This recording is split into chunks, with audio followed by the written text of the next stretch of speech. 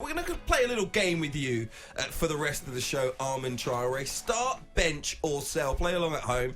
We're going to give you the name of 3 players. We're going to ask you, who would you start in your team? Who would you put on the substitutes bench? And which one would you sell? And it's going to be tough choices. I can only apologise in advance. We're going to start in the midfield area. Kevin De Bruyne, Bruno Fernandes or Jack Grealish. Start, bench or sell? I would start without a shadow of a doubt Kevin De Bruyne for his creativity, his passing ability. He's just a workhorse. He's just great to. I would love to have a player like this if I was a manager. And then I would bench Jack Grealish, and then I would sell Bruno Fernandes. Wow, what puts Grealish ahead of Bruno? Whoa. Hold on. What puts Grealish ahead of Bruno Fernandes for you? You just made my jaw hit the floor. Really?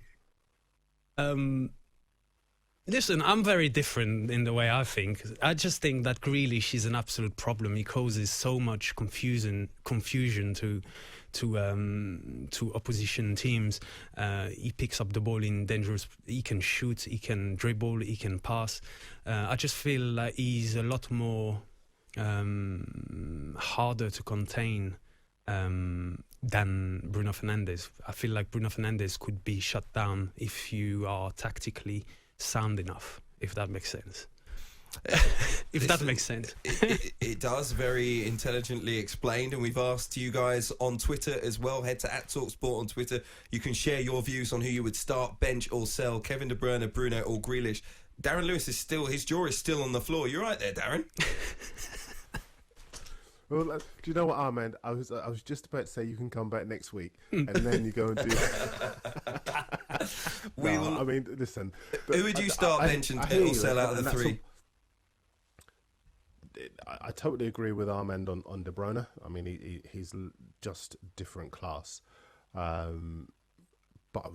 I would bench Fernandes, and much as I love Grealish, I would sell him. It's a measure of how Grealish, to be fair to him, changes opinions and proves people wrong, because every time I see him, I'm excited by him. He's a wonderful footballer, glides past players, scores goals, makes goals. I love him as a player, absolutely. But it's so hard to rule out a player like Fernandes, who has actually had a transformative effect on Manchester United since they signed him around about this time last year. If it were not for him, they wouldn't be in title contention, in my opinion. That's why it would be a tight one between him and De Bruyne.